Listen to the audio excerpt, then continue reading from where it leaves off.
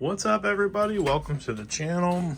Hopefully welcome back. It is Thursday 6th.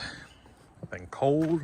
If you watched the last video, you already know what we're doing. We're installing a Devor propane tankless hot water heater in the old Harbor Hut. This is another hobo special. So if you hadn't watched the last video, I got some stuff cleared out in here. We're going to be covering all of this foam insulation with that shed siding board. This window jamb is going to get trimmed out with cedar on the inside and the outside, and the hot water heater is going to go right here. So we're going to get started on the carpentry end of this. Covered a lot of the plumbing end of it in the last two videos. If you had not seen any of that, got some stuff put together out here. This cutoff D-log is going to be with this shower apparatus mounts too. We're going to have an adjustable, I guess it's an 8 or 9 inch rain head. This log is stained on the bottom, and this is going to get buried. I'm going to saccrete that in the ground over here on these nice river rocks. This is all kind of set up. Excuse me, just trying to get an angle here. This is all kind of set up to drain. If you can catch any of the grading on camera, it's like a dry creek bed, if you will. But yeah, so a lot of yip yapping in the last video, but that's just part of the process, you know? So let's go ahead and crack into it.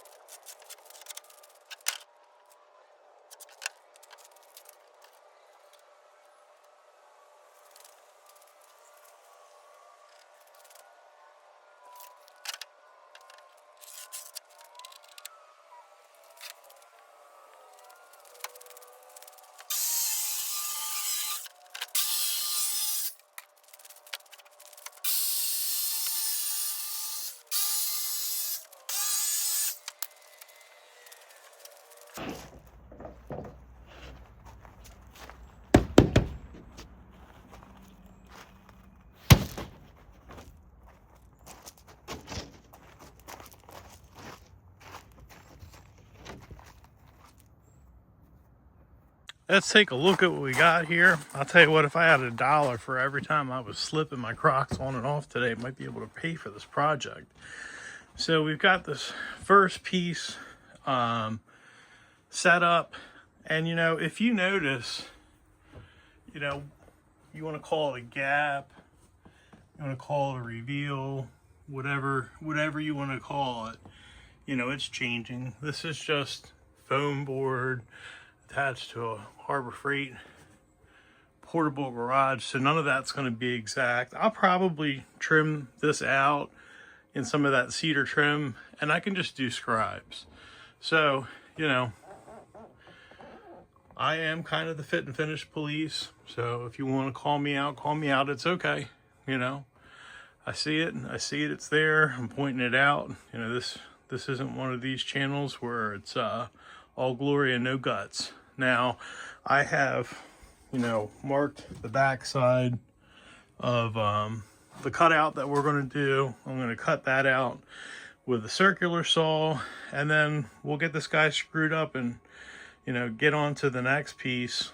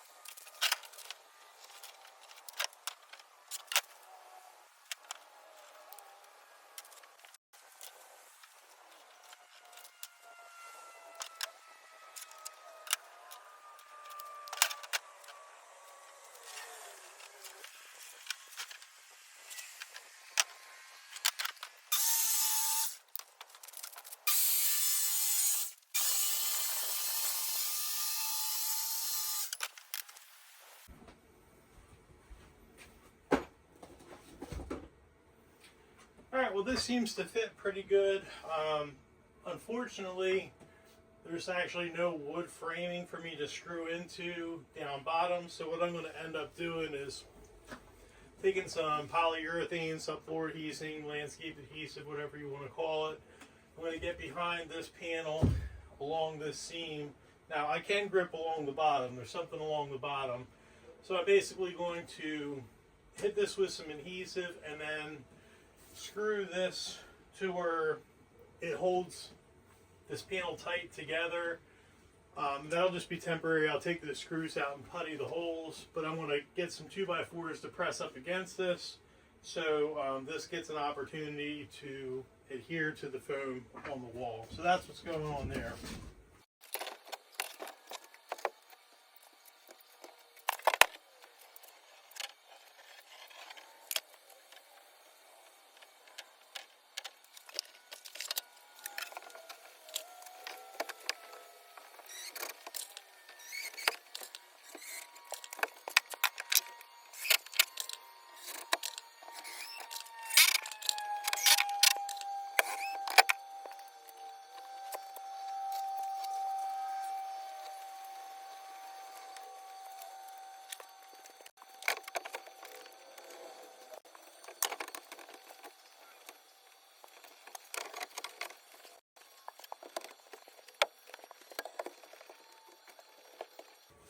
Okay, well that seems like it's going to hold pretty good.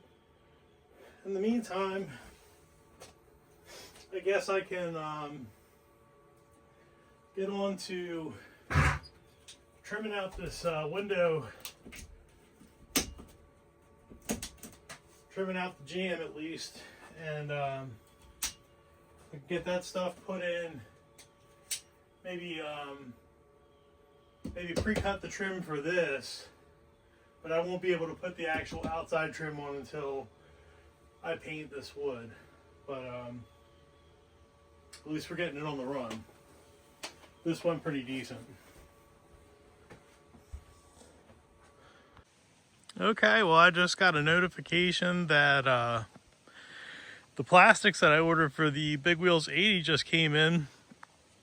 I guess I ordered those from DC Plastics, and I had to wait about a month for them to actually make some.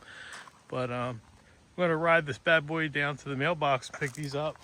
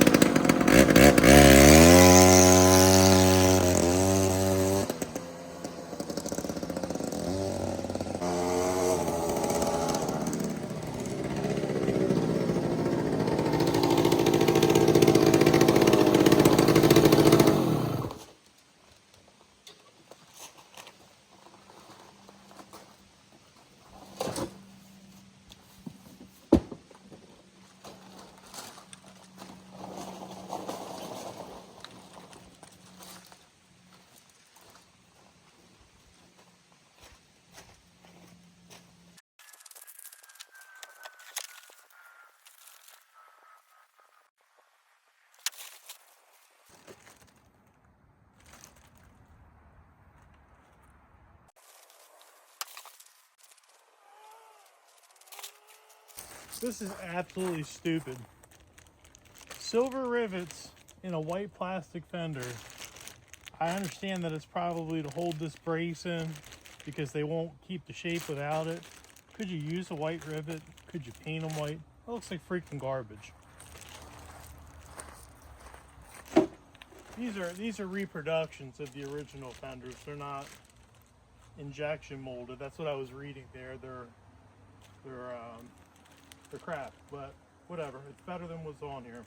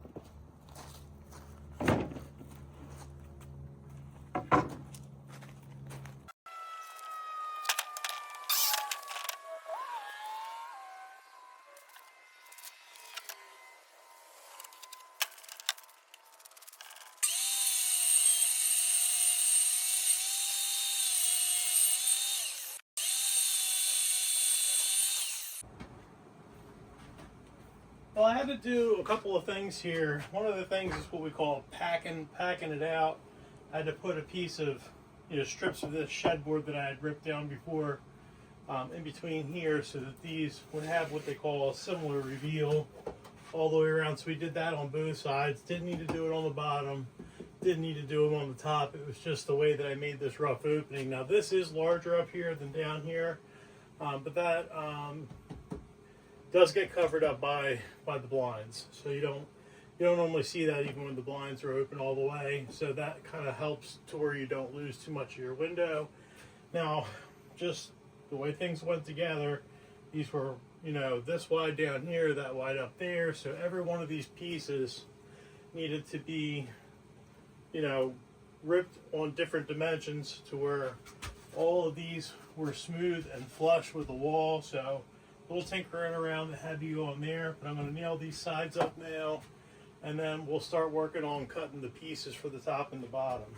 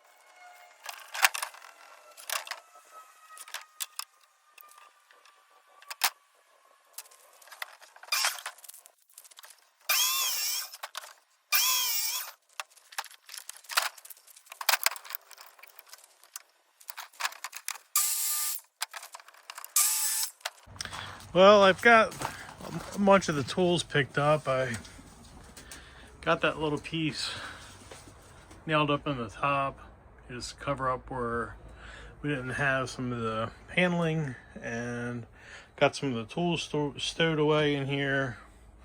As you can see, we've got the, I guess, extension jambs, and I really love this cedar. What a good looking product. I wanted to find some stuff with a real rough green, and I was able to get that. But yeah, so I've got pieces cut over here to picture frame this guy out, and so tomorrow I'll just have to tape off that cedar and paint this up, and I would assume that stuff's going to be dry by tomorrow so I can get all this weight off of there. But one thing I'm going to do is re-drill a hole over here for the electrical, so I can fish that cord back through there for tonight. And yeah, so let's go out and knock that out.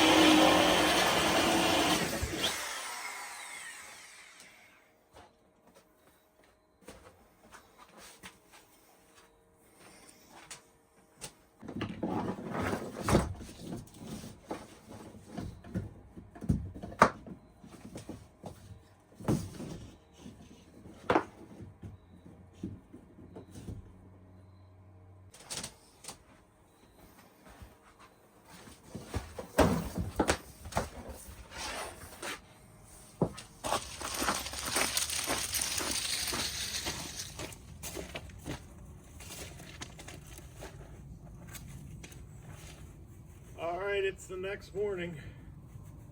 Try and get this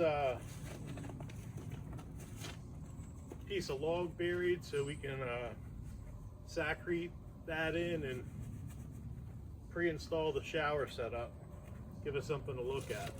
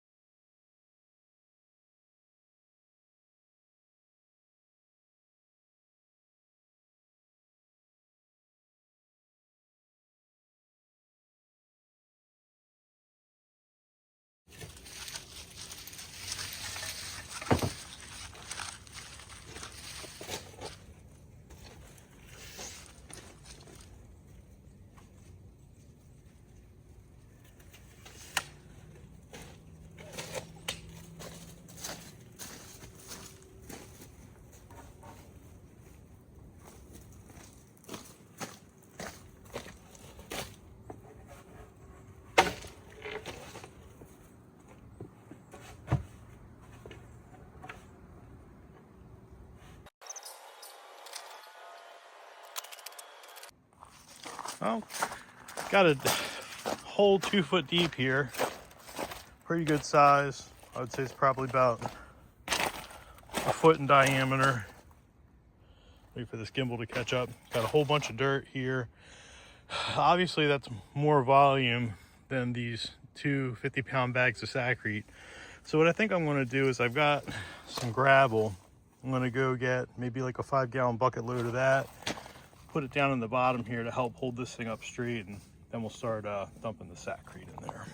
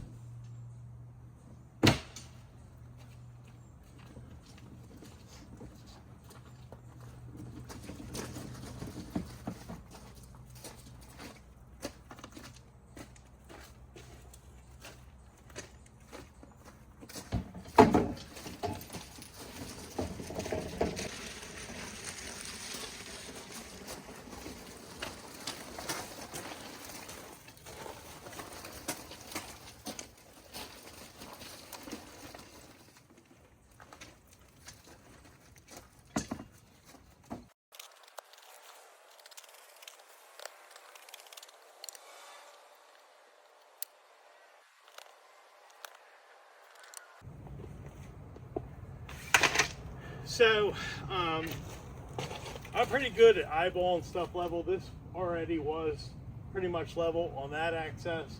Now this way, it's hard to really establish level with what's going on here. You can only kind of go plumb, so this is an irregular shape. What I'm trying to do is track, as you can see here, the center line of the grain, and I'm kind of looking at that as a plumb line, if you will, to where it's going straight down. So I think that we're basically plumb and level at this point.